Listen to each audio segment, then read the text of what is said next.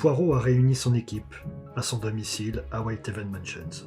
Nous y retrouvons l'inspecteur Japp, Hastings et Miss Lemon, car Poirot a encore eu une révélation. Mes amis, ça tombe bien que vous soyez tous ici, car l'enquête arrive rapidement à son terme.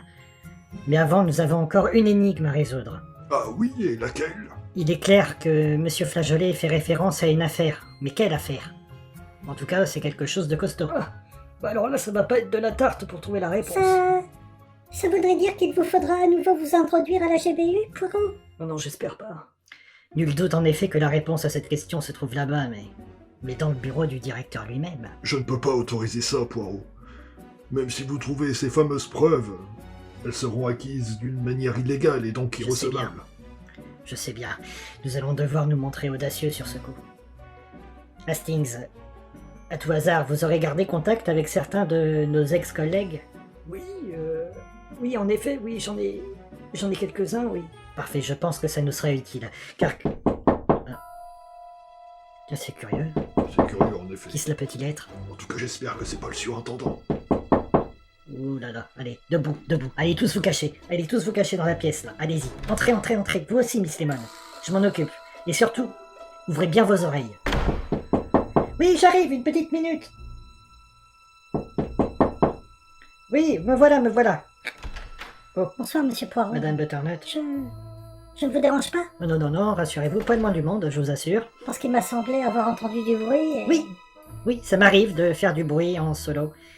Et quand j'ai l'esprit occupé, parler tout seul, ça m'aide à réfléchir, oui. Asseyez-vous. Et sur quoi réfléchissez-vous? Je vous en prie, madame, n'inversez pas les rôles. C'est vous qui venez me rendre visite, et je vous demande dans quel but. Êtes-vous toujours sur l'affaire de mon mari? Eh ben, au moins, ça a le mérite d'être direct comme question. J'attends une réponse tout aussi directe. Je vais vous la donner. Mais avant, j'en ai une à vous poser. Le saviez-vous dès le début que votre mari était mort et non disparu? Oui, je le savais. Donc vous êtes toujours sur l'affaire? Parfaitement. Et même je suis à 2 doigts d'arriver au terme de l'enquête. Comment ça? Quelle est votre place au milieu de Monsieur Flageolet et le surintendant Prickster? Vous venez de le dire, au milieu. Pouvez-vous être un peu plus précise? Quand j'ai appris le décès de mon mari. D'accord, qui vous en a parlé exactement? Un capitaine de police... Johnson, je crois. Tiens, intéressant. Continuez. Je me suis rendue à la GBU où j'ai rencontré Monsieur Flageolet qui m'a demandé d'attendre avant de déclarer la mort de mon mari. Car il était sur une grosse affaire et ce meurtre ferait de la mauvaise publicité. Mais j'imagine qu'il est toujours sur cette grosse affaire, je me trompe? Mais comment le savez-vous? D'accord, donc conformément à ses instructions, vous avez attendu, du coup. Oui, j'ai attendu, mais l'attente était insoutenable et je voulais néanmoins des réponses.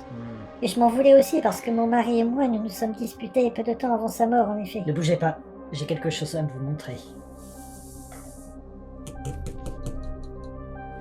Qu'est-ce que c'est? Eh bien, retournez là. Oh mon Dieu, mais c'est moi. Exact. Je l'ai trouvé dans le bureau de votre mari. Dans son bureau, je comprends pas. Oui, madame. Après votre dispute, votre mari a dû être certainement énervé et mis votre photo dans un tiroir. Que vous a-t-il dit également lorsqu'il vous a appelé? Écoutez, monsieur Poirot, je vais tout vous dire. Ah, à la bonne heure. Je peux vous dire que c'est pas une sinécure d'être détective. Bon, eh bien madame, si vous êtes disposée à tout me dire, je veux l'unique et l'entière vérité. Évidemment. C'est parfait, je vous écoute. Très bien. Donc, 3 jours avant ma visite chez vous, et comme je le disais dans ma lettre, j'ai reçu un appel de mon mari.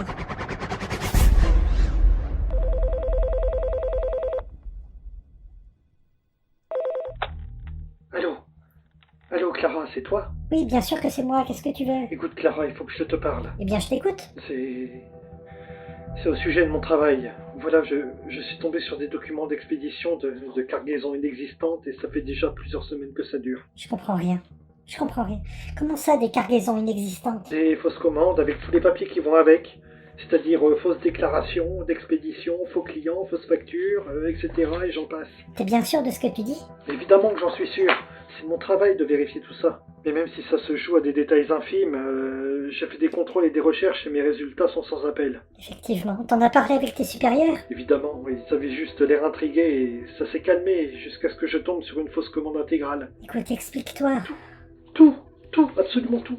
Tout était faux, de A jusqu'à Z. Des commandes de plusieurs milliers de livres, mais il n'y a rien de vrai là-dedans. Le nom du client n'existe même pas. Mon Dieu. Et que comptes-tu faire maintenant? Je ne sais pas. Je ne pensais que ma précédente visite au bureau du patron pour lui en parler aurait fait stopper ces choses, mais il n'en est rien. Je sais plus quoi faire. Chérie, je dois te laisser. On monte à mon bureau. On se parle plus tard, d'accord? Ok. Attends. Au revoir, Claire.